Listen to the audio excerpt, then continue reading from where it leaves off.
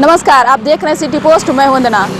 बरसात के मौसम से पिछली बार पटना में जल जमाव हो गया था, लेकिन इस बार बरसात के मौसम से पहले नगर निगम ने नालों की उड़ाही का काम शुरू कर दिया है और ये 25 मई तक पूरा कर देने का इन लोगों का लक्ष्य है।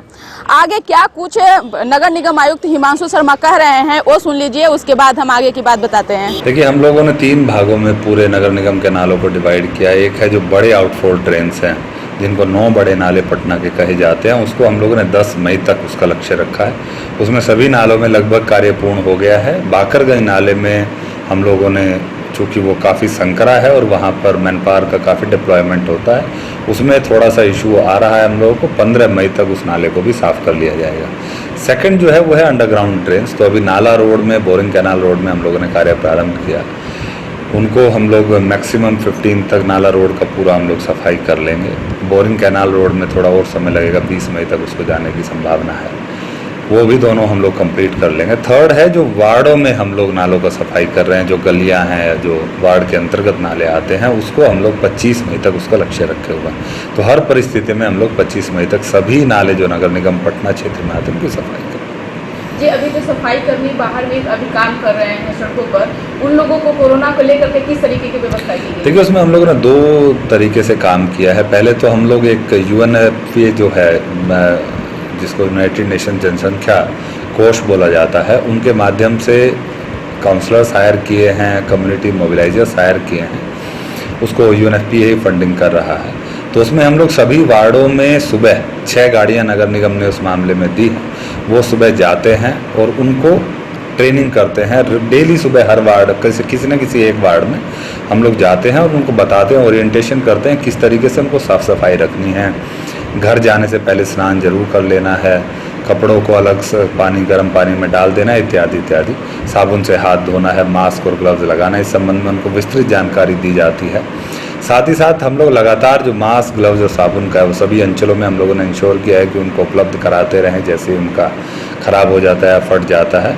और तीसरा, उनको बहुत स्पष्ट रूप से बताया जाता है कि जो घरों में लोग मास्क यूज़ कर रहे हैं उसको नंगे हाथों से नहीं छूना है।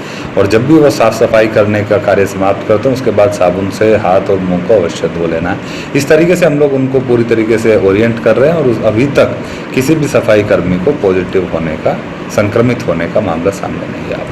सर, मेरा एक क्वेश्चन है कि ये नमामि गंगे का जो प्रोजेक्ट है, उसके तहत बुड़को काम कर रही है, लेकिन जगह जगह पे गड्ढा हो चुका है। तो अगर नगर निगम अभी से उसमें अगर पाइप नहीं डालेंगे तो फिर बरसात के मौसम में जल जमाव के नहीं। देखिए, बुड़को जो काम कर रही नमामि गंगे में वह सीवरेज प्रोजेक्ट, तो सीवरेज का पूरा जो नगर निगम क्षेत्र है उसमें बुड़को को ही कार्य आवंटित किया गया। पाइप भी उनके द्वारा ही डाला जाना है। लेकिन ये 15 जून तक सेक्रेटरी साहब के द्वारा उनको आदेश दिया गया कि 15 जून तक जितने भी गड्ढे अभी तक खोदे गए हैं, जहां पर उनको पाइप लेइंग का काम करना है, उसको 15 जून तक वो लोग कंप्लीट करेंगे। उसके बाद वो कोई भी नया ट्रेंच डिग नहीं करेंगे और उसके बाद ये काम बरसात के मौसम भर के लिए स्थगित हो जाएगा। तो सारे जितने भी ट्रेंचेज ओपन हैं वो 15 जून तक फिल कर दिए। पिछली बार के जल जमाव में संप हाउस पे बहुत ज़्यादा लोग सवाल खड़ा कर रहे थे, तो इस बार किस तरीके से उसकी तैयारी चल रही है? देखिए, 39 संप हाउसेज हैं जो बुड़को के द्वारा मेंटेन किए जाते हैं। इसके अलावा बेऊर का जो हम लोग का STP प्लांट है, वो भी अलग से हमारा कुछ स्टॉर्म वाटर का ड्रेनेज का पैटर्न वहाँ भी जाता है। तो सभी 39 संप हाउसेज का 15 मई तक मैकेनिकल जो वर्क है, जितने भी उसमें मशीन्स लगी हुई हैं, पंप्स लगे हुए हैं, मोटर्स लगी हुई हैं, वो हम लोग ठीक कर लेंगे।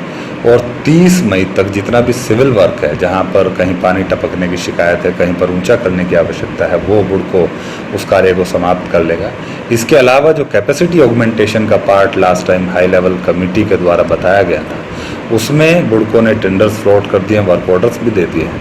लॉकडाउन के चलते मशीनों की डिलीवरी में थोड़ा समय लग रहा है, लेकिन 25 जुलाई तक बुड़को ये कोशिश कर रहा है कि सभी जितने भी नई मशीन्स और मंगाने की आवश्यकता है कैपेसिटी बढ़ाने के लिए, वो आ जाएं। साथ ही साथ 17 ऐसी जगह जहां पर संप हाउसेज पहले से नहीं, वहां पर sump houses, temporary sump houses इस वर्ष बनाने का प्लान है। उसका भी कार्य बुड़को ने प्रारंभ कर दिया है और मुझे पूरी उम्मीद है कि 1 माह के अंदर सभी 17 स्थानों पर, और 2 स्थान उसमें अलग से ऐड हुए हैं बाद में, जिसको आप कह सकते हैं 19 स्थान है, जो हमारा बादशाही प्लेन है, जहाँ पर उसका स्लूइस गेट है, वहाँ पर भी 2 जगह पर, खनवा और बरमुत्ता करके जो गांव है वहाँ पर हम लोग 2 अलग से सम्प हाउसेज लगा रहे हैं टेम्परेरी। तो ये 19 के 19 सम्प हाउसेज का काम अगले 1 माह में पूर्ण कर लिया जाएगा। सर अभी तो लॉकडाउन है और लॉकडाउन में सफाई कर्मी कितने हैं जो अभी नगर निगम में काम? देखिए टोटल जो स्ट्रेंथ है नगर निगम की वो 8000 कर्मियों की है। उसमें हमारे क्लर्क का जो ग्रेड है या फिर जो अनुसेवक का ग्रेड है वो भी शामिल है। तो अराउंड 5000 से 5000 नगर निगम का आप कहिए और लगभग 1500 हम लोगों का प्राइवेट आउटसोर्सिंग एजेंसी से जो हम लोगों ने हायर किया है। तो लगभग 6500 के आसपास सफाई कर्मी अभी कार्यरत हैं जो सैनिटाइजेशन का काम कर रहे हैं, डोर टू डोर कचरा कलेक्शन का काम कर रहे हैं और नाला उड़ाई का काम। तो आपने सुन लिया कि क्या कुछ कहें। पिछली बार जो पटना वासियों ने झेल चुका है इसके कारण काफ़ी नाराजगी भी थी नगर निगम के लेकर के, लेकिन इस बार जो है वो काफ़ी सख्त हैं और हर जगह चाहे वो सम्प हाउस हो या नाला की उड़ाही हो या फिर जो बुड़कों के तहत से जो काम चल रही है उस पर भी नगर निगम का ध्यान है। कहीं अगर गड्ढे हैं उसमें वो नगर निगम के द्वारा उसमें पाइप डाल करके उसको सुरक्षित करने का इंतजाम किया जा रहा है।